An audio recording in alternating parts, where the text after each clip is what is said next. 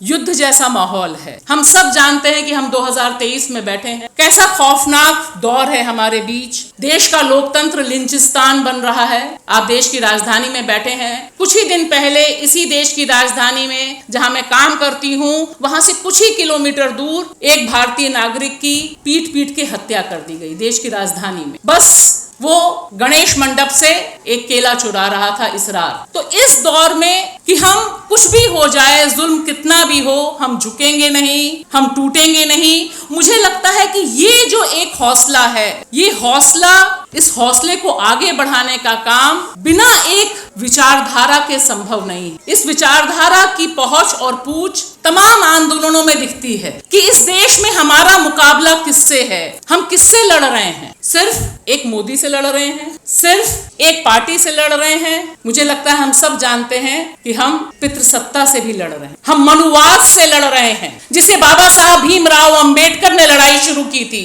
सबसे पहले भारत के नारीवादी नेता, जिन्होंने बताया था कि यह मनुस्मृति हमें गुलाम बनाने के लिए है। और आज की तारीख में जब हम एक दूसरे से बात कर रहे हैं, तब हम ये महसूस कर रहे हैं कि यह मनुवाद, मनुस्मृति दोबारा से हम तमाम औरतों को गुलाम बनाने के लिए तैयार है। कि लड़ाई पितृसत्ता से हो, लड़ाई जातिवाद से हो, लड़ाई फांसीवादी हिंदू राष्ट्रवाद से हो, इस लड़ाई का परचम औरतों के पास है, रहेगा, और हम ही इसको जिंदाबाद करेंगे। क्योंकि ये हमारे लिए अस्तित्व की लड़ाई है, ये हमारे सर्वाइवल की लड़ाई है। ऐसा नहीं कि हमने चुना है, ये हमारे सर्वाइवल की लड़ाई है कि आज और सबसे ज्यादा निशाने पर, अरफा ने सही बोला, मैं उसको थोड़ा सा और आगे बढ़ाती हूं, सबसे ज्यादा निशाने पे कौन है? द सो कॉल्ड हिंदू औरत है। क्यों?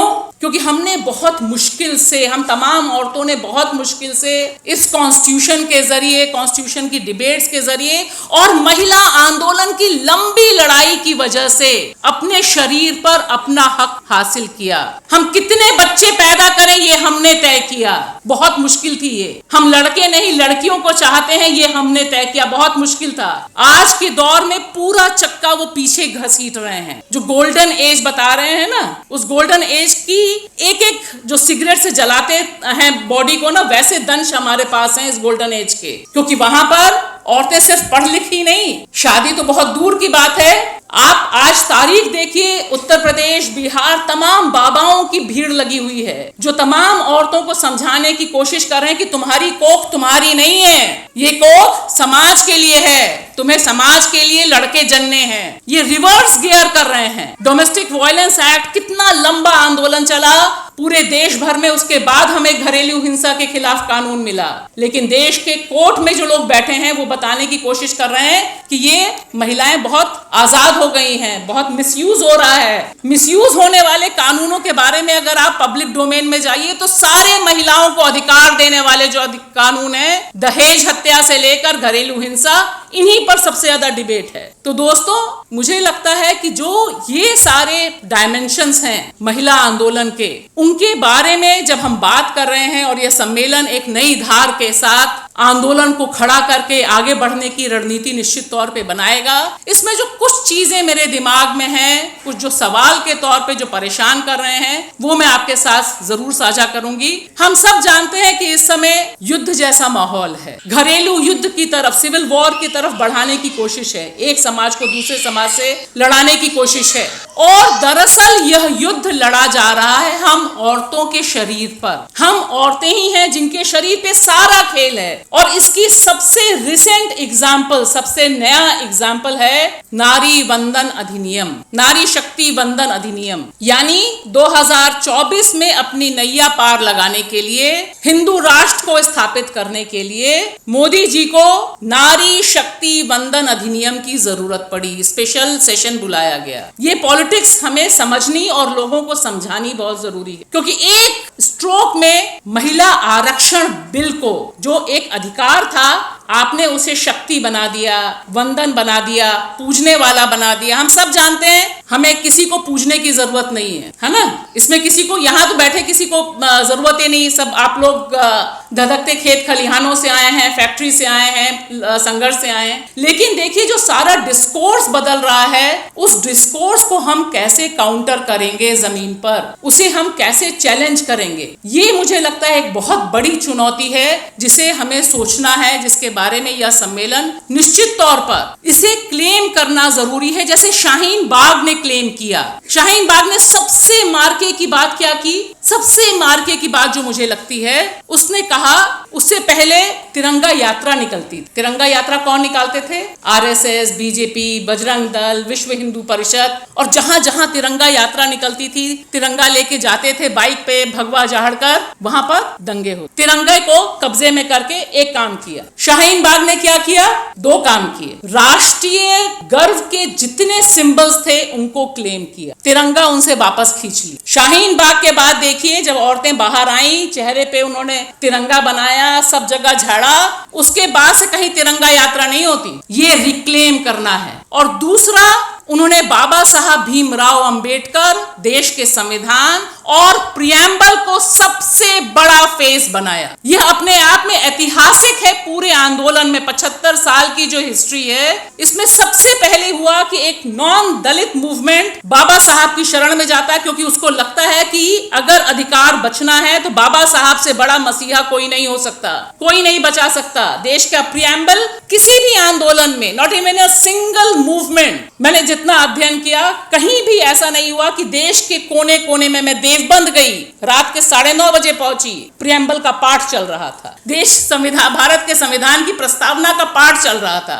इंडिया गेट से लेके वहां तक, केरल, कलकत्ता, जयपुर, कहां भी आप नाम लीजिए। ये मुझे लगता है कि आज हमारे सामने, हम तमाम औरतों के सामने, और खास तौर से उन औरतों के सामने, आप सबके सामने, जो कि लंबी एक विरासत है संघर्ष की। संघर्ष करके हमने महिला आरक्षण को 27 साल तक जिंदा रखा है। जब चर्चा चल रही थी, मुझे एक कॉमरेड गीता मुखर्जी की डिबेट याद आ रही थी। मुझे वो खून से लगी महिलाओं के पत्र याद आ रहे थे जो उन्होंने लिख के सांसदों को भेजे थे। ये है महिला आरक्षण की इतिहास, जिसे हमें क्लेम करना है अब जमीन पे जाके। नहीं तो होगा क्या?